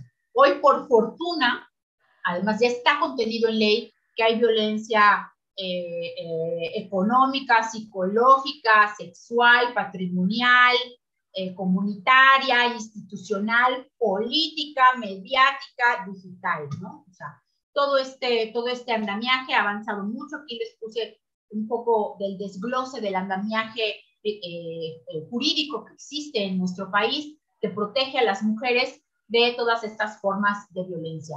Ahora, si tenemos tantas leyes, pues ahora sí que, ¿cuál es el problema hoy? ¿O de qué estamos hablando hoy? Pues estamos hablando de la necesidad de romper los estereotipos, romper esos moldes que pesan y que no nos representan, que no hablan de la diversidad de personas que somos hoy y demostrarnos con otros parámetros. Esta fotografía que les estoy poniendo aquí es la fotografía del equipo de voleibol de Noruega, que el año pasado en los Juegos Olímpicos se negó a jugar en bikini y eligieron este otro uniforme y con ello dijeron, mi cuerpo es mío, yo se lo enseño a quien yo quiera, no te permito explotarme como objeto sexual, yo vine aquí a jugar. Y sí, como ustedes y yo sabemos, primero las compañías patrocinadoras pusieron el grito en el cielo y después lo que en realidad empezó a pasar es que muchos otros equipos empezaron también a cambiar el uniforme. Entonces, hoy estamos viviendo un tiempo de cambios, donde los sexismos y los estereotipos ya no corresponden. Hoy, designio de colocar al hombre al centro y las mujeres solo para su servicio, solo para su beneplácito, se ha transformado. Espero que lean la mampara de atrás de estos señores que están ahí muy formaditos para dar una conferencia. Sí, como bien leyeron sobre lactancia materna. Eso es androcentrismo. No puede, a ver, la gran lección del día de hoy es que hoy no puede haber ningún panel, ningún foro, ningún curso, ningún simposio donde no haya participación paritaria de mujeres y de hombres. Habemos mujeres expertas en todos los ámbitos de vida. Yo, por ejemplo, me he suscrito a acuerdos globales de agendas de mujeres donde me niego a presentarme en foros si no hay mujeres en presencia paritaria. No permito que me pongan en un cartel si no hay más mujeres en el mismo cartel. O sea, tenemos que acompañar el cambio de tiempo que estamos viviendo con acciones congruentes con esa realidad. No puede ser, no cabe decir de lengua para afuera, sí, el combate a la violencia es muy fuerte, no sé qué, y que mi Facebook esté tapizado de pornografía. Lo público está acompañado de lo privado. Todos los actos tienen que tener congruencia. Ese es el momento de vida en el que nos encontramos ahora. ¿Dices tú que no discriminas? Bueno, ejércelo. No discrimines en la realidad, ¿no? No discrimines ni por el sobrepeso. Este pobre hombre se quedó sin trabajo cuando decidió ponerse el bypass gástrico, porque pues entonces como ya no era el gordito al que todo el mundo le podía hacer el bullying, ya no lo contrataban porque creían que ya no era chistoso. Si el actor es él, no sus lonjas. Entonces, de pronto, o sea, nos asumimos como que estamos realmente muy en la tesitura de los derechos humanos, pero en la práctica cometemos discriminaciones. Basta de discriminaciones, ¿no? Tenemos un problema grave. Esta diapositiva me parece que es quizá la más importante para ustedes, porque de esta edad son sus estudiantes, y sus estudiantes hoy tienen problemas con su cuerpo, tienen problemas con su identidad, tienen problemas de violencia, tienen problemas de pertenencia, tienen problemas de identidad. Ante ello, hay que tratar de ayudarles como profesorado a entender que el momento de vida que están viviendo es completamente diferente, ¿no? Este enojo que les lleva a querer incendiarlo todo, pues es porque ellos y ellas han vivido todos sus años de vida en una realidad donde no son ni siquiera libres de salir a la calle con seguridad, de que nadie les va a faltar al respeto. Nosotros creíamos que eso era normal, que hasta teníamos que voltear para otro lado si nos tocaban las pompis cuando éramos niñas, que teníamos que tolerarlo. Hoy ellas no tienen por qué tolerar, no tienen ganas de tolerarlo. Y entonces el momento en el que se encuentran es un momento completamente distinto. Por eso no podemos cometer ningún tipo de acoso u hostigamiento de ninguna naturaleza desde nuestra condición de poder como profesores y profesoras, pero tampoco de padres y madres, pero tampoco de adultos, suponiendo que se tienen que aguantar porque son jóvenes. Es una realidad completamente diferente. Hay que entender que nosotros, ustedes y yo, de nuestra edad, pues desarrollábamos nuestra vida en el entorno público. Hoy ellos y ellas desarrollan su vida en los entornos virtuales. Es menester aprender a garantizar una navegación segura y libre de toda forma de violencia. Ese es otro súper tema en sí mismo. Solo les voy a decir algo. Como profesorado sabemos muy poco cómo garantizar navegaciones seguras. Y estamos sabiendo muy poco cómo poder ayudar a nuestros estudiantes cuando se presentan problemas de acoso virtual. Y entonces queremos que perdone a su agresor. No puedes perdonar a quien te vulnera en tu intimidad.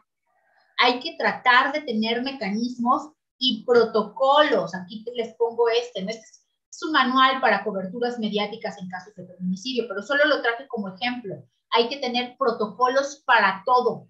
Cómo proceder en los casos de que suceda algún caso que puede llegar a dañar para siempre la posibilidad de una institución de ser sorora ante una causa de vulneración de derechos de alguien más, sea profesor o sea estudiante.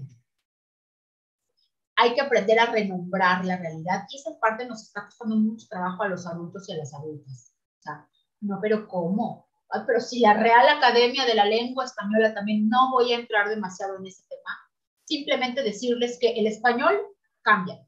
Bueno, todos los idiomas del mundo cambian porque son vivos, son lenguas vivas. Y hoy las chicas y los chicos lo están replanteando, están renombrando la realidad. Y si nosotros seguimos con esta cerrazón, decir, no, pero es incorrecto, y la gramática española, no estamos entendiendo no solo el idioma, no estamos entendiendo el movimiento social que está detrás de ese idioma. No estamos entendiendo esto. Esta es la realidad a la que nos enfrentamos hoy al momento de dar nuestras clases. Y esa es una realidad apabullante que requiere de nosotros a lo mejor revisar también nuestros propios paradigmas para entender que esto ha cambiado. ¿Cuáles son los principales cambios en las narrativas que debemos de incorporar? Bueno, ahora hay un nuevo uso del cuerpo. El cuerpo es esplendoroso todo, sea gordo, sea flaco, sea chaparro, sea con vello axilar o sin vello axilar, porque no hay estos determinismos sexistas que antes existían. Yo me acuerdo, por ejemplo, yo tengo 2 hermanos mayores que mis hermanos no los dejaban entrar a la escuela si no iban con casquete corto. Hoy las chicas y los chicos usan cortes de pelo unisex y eso es parte de su nueva identidad sexual y hay que asumirlo y entenderlo. Hay una nueva política de cuidados donde por ningún motivo podemos establecer que a las chicas les corresponde lavarle el plato a los chicos porque ellas son mujeres, ellos son... O sea, ese paradigma incluso ya ni siquiera existe en la ley. Es una aprobación que hizo el Senado mexicano el año pasado para tratar de ir cambiando la nueva política de cuidados, que haya también licencias de paternidad. ¿Por qué nada más de maternidad? Desde el principio ellas tienen que estar solamente con estos temas. No, ya se transformó. Tiene que haber un rechazo integral a la violencia y un combate al sexismo en todas sus manifestaciones, empezando por el uso que le damos al lenguaje. Lo que no se nombra no existe. Hay que nombrar la realidad como hoy es, diversa, cambiante, plural, inclusiva. Y entonces, en realidad yo debía haber comenzado con esto y lo dejo hasta el final deliberadamente. Porque ¿de qué se trata todo esto? De entender que nuestros órganos sexuales con los que nacimos y nos definen en cuanto al sexo que poseemos, no determinan nuestro rol de género. Y hoy más que nunca antes en la vida hay una disrupción con el género que se vive. En realidad hoy el género ya ni siquiera es masculino o femenino y diverso. Hoy son líquidos. Están explorando lesbianismo, heterosexualidad y van de nuevo a lo mismo. O ahora hay muchos chicos y chicas que se asumen como asexuales, están explorando su propia sexualidad. Es un proceso que están viviendo y hay que entenderlo. Hay que incorporar ciertas palabras a nuestro glosario de términos entendiendo lo que significan. No estamos en el momento de vida de la equidad de género. Ese momento ya lo pasamos. Equidad era para tratar de equilibrar la balanza. La balanza en realidad ya está equilibrada. Ya hay las condiciones legales igualitarias para que hombres y mujeres nos desempeñemos en todos los ámbitos con estas condicionantes. Ahora hay que traducir la equidad en igualdad. Igualdad, la palabra es igualdad. Y entender, fíjense bien, con esto cierro. Estos lentes que tengo aquí, estos, hay que ponérnoslos para mirar con estos lentes especiales la realidad diferenciada y desigual que existe. Eso es incorporar la perspectiva de género a toda la vida y entender que si se tardó un poco más en llegar a clase, pues fue porque a lo mejor tenía que darle de desayunar a mí, yo doy clases, le digo, en posgrado, pero estoy dando una materia en licenciatura. Y me sorprendió mucho, yo tengo una estudiante que observaba en mis clases virtuales que no me entregaba las tareas a tiempo, en fin, este tipo de cosas, ¿no? Entonces, un buen día les pregunté, ¿no? Que si me estaba pasando algo, tal. Y entonces de pronto ella comentó, dice, sí, es que yo tengo 3 niños. En ese momento de verdad me sentí la peor de las personas. Dije, ¿cómo supuse que por ser jóvenes todos tienen condiciones igualitarias? Son chamacos cuya única obligación es venir a la escuela. No es cierto, no es cierto. Se enfrentan a condiciones diferenciadas. O si no tienen que cuidar a los hijos y a las hijas, tienen que cuidar tal vez a los padres y a las madres. También ahí tenemos todo un temota con el asunto de los adultos mayores o de las personas con discapacidad. Entonces, o sea, esta perspectiva de género es ponerse esos lentes que me permiten entender que cada uno vive con diferentes circunstancias. Claro, hay que conservar las normas, hay que conservar las reglas, pero hay que tener la sensibilidad para comprender esto.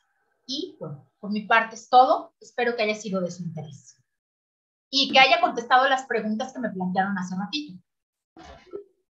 Muchísimas gracias, doctora. Sin duda hay mucho interés por parte de los compañeros. Los docentes están interesados y procedo a leer algunos de los comentarios. Con mucho gusto. Jorge Mercado Villagra, el débito en la religión católica vincula a la esclavitud y servicio de la mujer al hombre.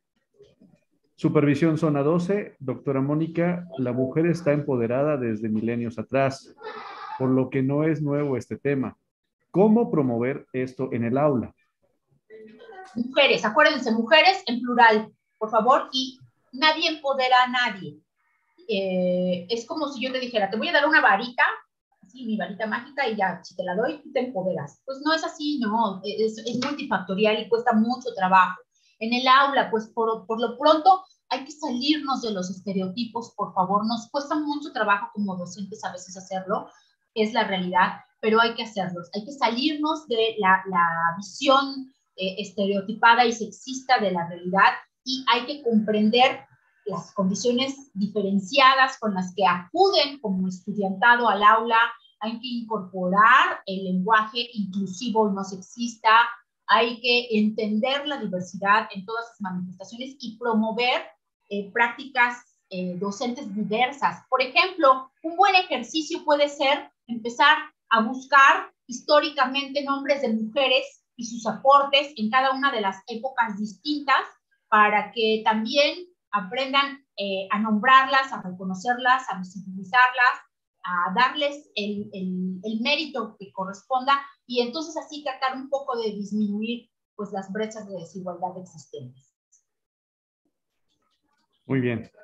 Chely Cruz, no somos iguales físicamente, pero cada quien es el complemento del otro. Soy la Luz Ávila. La educación de la mujer va a producir cambios en la mentalidad en las mismas mujeres.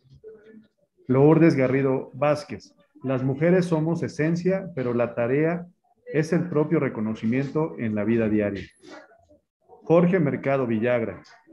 Yo tengo otros datos del Día de la Madre. Fue instituido por el antes director del periódico Excelsior, Scherer, y el 10 de mayo era el día de las ventas más bajas en todo el año en la ciudad. En México, eso fue en México, y tu dato es correcto. Yo estaba hablando de Estados Unidos porque el modelo de la mística de la feminidad corresponde a el análisis que se hizo en Estados Unidos, que fue el país que envió a sus hombres a la guerra. Sí, el dato que tiene el compañero es absolutamente correcto de su historia en México. Muy bien. Marisela Pérez, ¿cómo podemos compensar el hecho de que los dos padres trabajan y los estudiantes se encuentran la mayor parte del tiempo solos? Y esto les ocasiona un vacío espiritual que afecta su desempeño.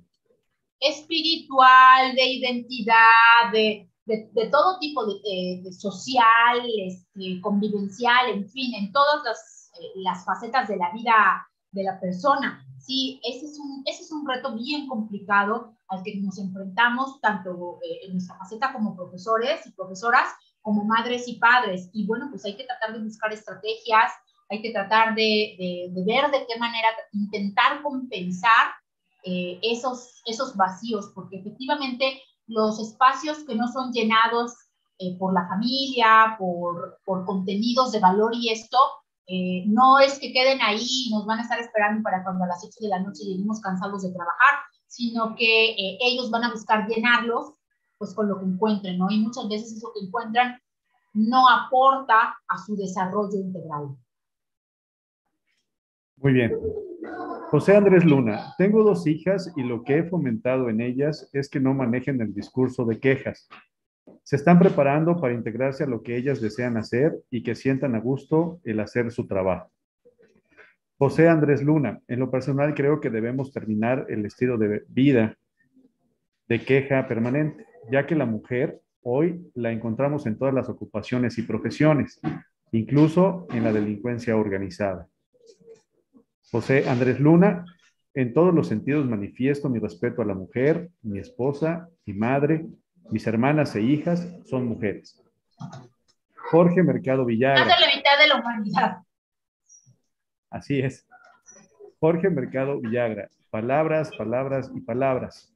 La mejor forma de educar a nuestros alumnos es a través de los mensajes ideológicos que enviamos y nuestra actitud ante el trato hacia las mujeres.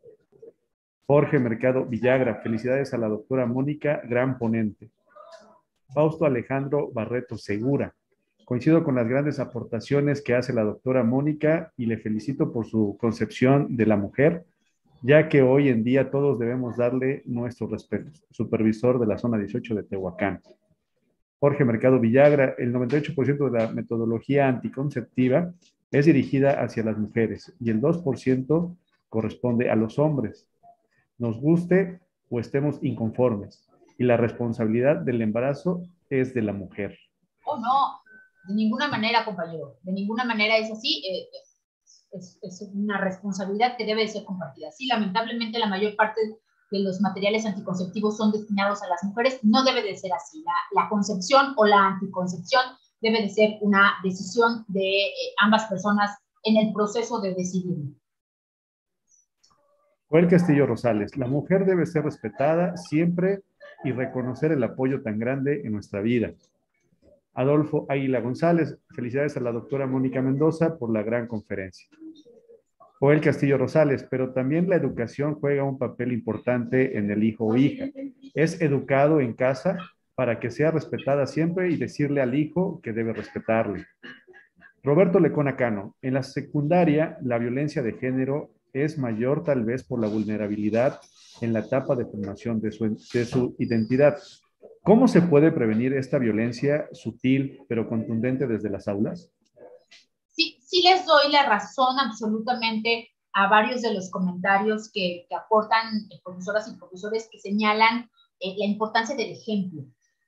No tan solo el ejemplo del docente o la docente, sino en casa y en la vía pública. O sea, hemos ponderado y reiterado la imagen de que la forma de atender las diferencias de opinión es mediante el descrédito o la violencia que las formas de canalizar las diferencias de pensamiento entre las personas, pues es solo a través de la imposición del más fuerte, desde que las niñas y los niños son chiquitos, ¿no? Es absolutamente típico decir que las madres y los padres les enseñen a sus hijas e hijos que cuando en el kinder o en la primaria un niño o una niña les pega, tú le pegas más fuerte, ¿no?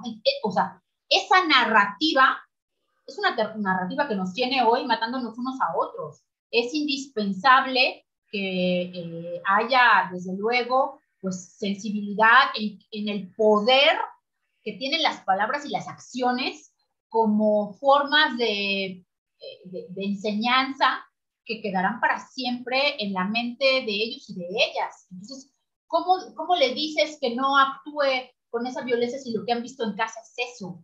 Entonces, es momento realmente de asumir el nivel de responsabilidad histórico que se tiene con respecto a las acciones que desempeñamos. Bien. Jorge Mercado Villagra, el trato y la ideología hacia la mujer la recibimos en casa, a través de nuestro padre y la respuesta de nuestra madre, en el trato recibido. Floricel Galloso, la mujer debe ser respetada y valorada. Luchemos por la igualdad de género. Promovamos los derechos de las mujeres. Supervisión Zona 12, deseo su opinión sobre esta frase. La maternidad también es una forma de control de las mujeres, de Paula Bonet. No la había escuchado, puede ser, sin duda alguna, sí, una forma de control de las madres a las criaturas en el proceso de formación, puede ser. No sé exactamente el contexto de a qué se refiere. Bien. Juanita Calderón, excelente conferencia, muchas gracias.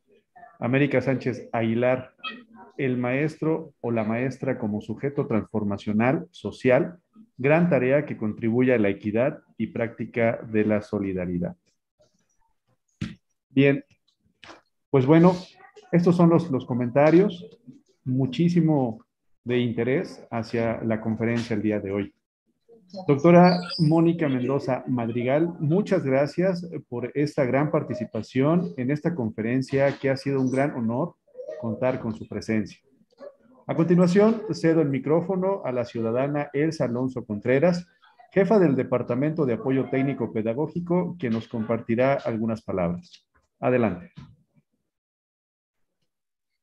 Bien, maestros, muy buenas tardes. Me toca y me gusta participar unos minutitos con ustedes. Yo les ruego la atención de su tiempo. Será breve, pero muy importante porque ya escucharon el desafío que tenemos a partir de Miss Mónica. Tenemos un desafío muy grande, sobre todo en educación, porque si ciertamente en educación tiene que ver con todo, pues también con este tema, ¿no? Fíjense que hemos recibido un nuevo documento que tiene que ver justamente con los lineamientos y los reglamentos de la no discriminación. Y fíjense, el documento se llama Ley para prevenir y eliminar la discriminación en el Estado Libre y Soberano de Puebla. Esto fue y tiene modificaciones al 2021. Y justamente en ese documento viene una definición muy interesante de discriminación. Fíjense, dice negación, exclusión, distinción, menoscabo, impedimento, restricción, anulación o preferencia de alguno o algunos de los derechos humanos. Vean nada más la enorme implicación que tiene no solo a nivel social, sino a nivel educativo, que es lo que nosotros estamos atendiendo. Este documento resulta interesante porque además de ello habla justamente de dos temas y de dos palabras en las cuales ella ha puesto énfasis que tiene que ver con la equidad y con la igualdad. Y la intención a partir de este documento normativo pues nos lleva justamente a ir reduciendo, y ella lo dijo muy bien, brechas en lo que era y lo que ahora debe ser. Dos palabras importantes, no sé cómo se sintieron ustedes, y que me parece que es un asunto medular. El androcentrismo. ¿Cómo estamos en ese tema? Porque a veces mujeres de alguna manera y de manera inconsciente somos sumisas y no nos percatamos de ello en el actuar diario. Y por otro lado, cómo los varones ejercen este androcentrismo. Pero otra palabra que también en este documento viene, dice adultocentrismo. Híjole, ¿y cómo lo manejamos cuando nosotros en las escuelas somos autoridad? somos los que definimos, somos los que marcamos las reglas y somos los que ponemos en primera persona la voz de los estudiantes. ¿Cómo manejamos este adultocentrismo y qué realmente les estamos presentando a los estudiantes? Me atrevo a sugerir a nuestros hijos con esta palabra, ¿no? De ir centrando el yo adulto por encima de muchas otras figuras. Una línea fina y muy delgada. También este documento nos habla, fíjense, impedir o negar, restringir el derecho a ser oídos. ¿Cómo le hacemos cuando tenemos que escuchar a nuestros adolescentes? Algo que nos ha faltado en secundarias generales es abrir espacios de diálogo, de comentarios, de escucha activa y de participación a los adolescentes, que ustedes lo dicen muy bien, y gracias a ellos tenemos empleo, y gracias a ellos tenemos un salario, y gracias a ellos, pues tenemos la oportunidad de desenvolvernos profesionalmente. Impedir o negar o restringir el derecho a ser oídos, a la defensa, a la asistencia, a la procuración de sus derechos que tienen. Algo también bien importante es la discriminación cuando se aplica a cualquier tipo de uso o costumbre que atente contra la igualdad, dignidad e integridad humana. También algo bien importante es cómo a través de las publicaciones de los famosos memes de TikTok, de alguna manera nos volvemos cómplices en la difusión de mensajes o imágenes que van estereotipadas. ¿Cómo ir generando esta sensibilización para no caer y no participar en estas formas, como ya lo dijo Miss Mónica, en el sentido de hasta dónde somos verdaderamente cómplices o somos libres para tomar decisiones en pro de la equidad primero y luego de la igualdad? Algo que también nos dicen es realizar o promover violencia física, sexual o psicológica, patrimonial, económica, a diversas personas. Y como muy desafortunadamente ustedes han escuchado también a la abogada, nos hace comentarios acerca de lo que pasa en las escuelas y desafortunadamente estas prácticas por parte de los adultos están presentes. Quisiera terminar este comentario en el sentido de qué nos toca hacer en la educación en el artículo 14 de esta ley, que pronto les vamos a compartir, yo espero el día lunes ya publicarla y mandarla a ustedes. Tiene que ver justamente con qué nos toca hacer y ahí el punto medular es justamente en educación. Dice que las medidas de inclusión, equidad y no discriminación tienen que ver con una educación para la igualdad y la diversidad. Y que nosotros, como parte del sistema educativo nacional, estamos participando de manera activa o debemos participar de manera activa para que esto se vaya reduciendo. Insisto otra vez, las brechas que encontramos. Sirve entonces esta parte para ir viendo la última parte que nos hace la conferencista en el sentido de decir hasta dónde nosotros tenemos responsabilidad histórica. El doctor Melitón nos comenta qué hacer para ir contribuyendo a este cambio de paradigma. ¿Qué hacer para contribuir a este cambio en las prácticas educativas, donde pareciera que todo está bien, pero siempre encontramos algo o a un área de mejora? ¿Y qué hacer también ante este cambio de perspectiva? Gracias, Miss Mónica, por tu participación. Como les comentaba el maestro José Juan, director de nuestras secundarias generales, esta intención y esta primera oportunidad que tenemos de escucharla es justamente porque la dirección y nuestro director preocupado porque estos eventos se reduzcan en las escuelas y realmente tengamos un cambio necesario en la sociedad y que lo vivimos esta semana y que nos enojamos un poco con las noticias que se presentan cuando hay daño a las mujeres, a los menores, a los grupos vulnerables. Bueno, la intención justamente de hacer una campaña en secundarias generales que la denominamos Hagamos Escuchar Nuestras Voces y que inicia a partir de esta conferencia. Sirva pues esta oportunidad para reflexionar, para repensar, para replantear, pero ¿por qué no para desaprender? A lo mejor empezamos por desaprender. Ya la maestra Mónica nos presentó un recuento histórico de toda la lucha que se ha venido haciendo en favor primero de las mujeres y luego de otros grupos vulnerables que también ahí están presentes y desean también ser escuchados. Quisiera terminar con una frase que me compartieron y me parece muy importante, y nuevamente la repito. Si hay una falta de visión, generamos confusión. Si faltan habilidades, nos genera ansiedad. Si nos faltan recursos, nos genera frustración. Si no hay motivación, todo se genera más lentamente. Y si no hay un plan de acción, podemos tener falsos inicios y falsos resultados. Gracias, Miss Mónica Mendoza. No sabes qué agradecidos quedamos por la oportunidad de escucharte. Gracias por la oportunidad de compartir tus ideas y tu sabiduría. A nombre del maestro José Juan Rosas Tapia, estoy seguro que nos permita seguir trabajando contigo, porque nos parece que este puede ser un elemento importante y medular para que secundarias generales pueda ser punta de lanza en este cambio y en esta generación de nuevas ideas. Maestros, pues terminamos la sesión.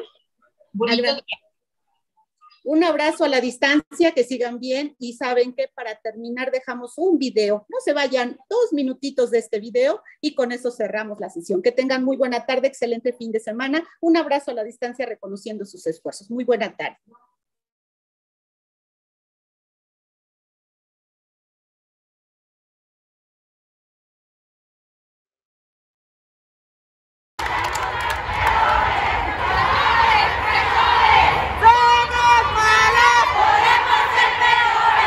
Amigos, ahora nos encontramos en la calle 5 de Mayo y aquí está pasando la marcha feminista, y es la primera vez en la vida cuando veo algo así con mis propios ojos. Hace un día hicimos reacción a este tema y yo no sabía especialmente qué significado tiene este día para México. Y estamos aquí durante unos minutos solo para ver qué está pasando y escuchando sobre las cosas que están diciendo las chicas, las mujeres. Me emocionó muchísimo porque entonces hay un gran problema, que mueren las mujeres, que mueren miles de mujeres, y como escucho, las chicas gritan que la policía no nos cuida, nos cuidan nuestros amigos. Y además hay muchas fotos de las mujeres, creo que fallecieron por violencia, y es súper triste, y de verdad que ahora parece que siento dolor de cada mujer que está aquí en esta marcha. Y comparando con la situación en Rusia, yo en mi Instagram publico foto diciendo que estoy felicitando a las mujeres de México, y nuestros suscriptores me escribieron que en este día no felicitan a las mujeres, que es el día de la lucha por las mujeres, por su libertad, contra violencia, y no podría imaginar qué sentido tiene especialmente este día, pero ahora estando aquí solo unos minutos escuchando estos gritos, entiendo todo.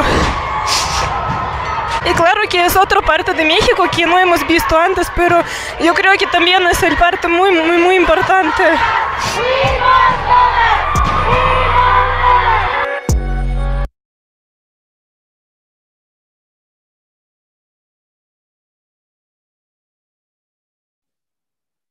Gracias, maestros. Muy buena tarde.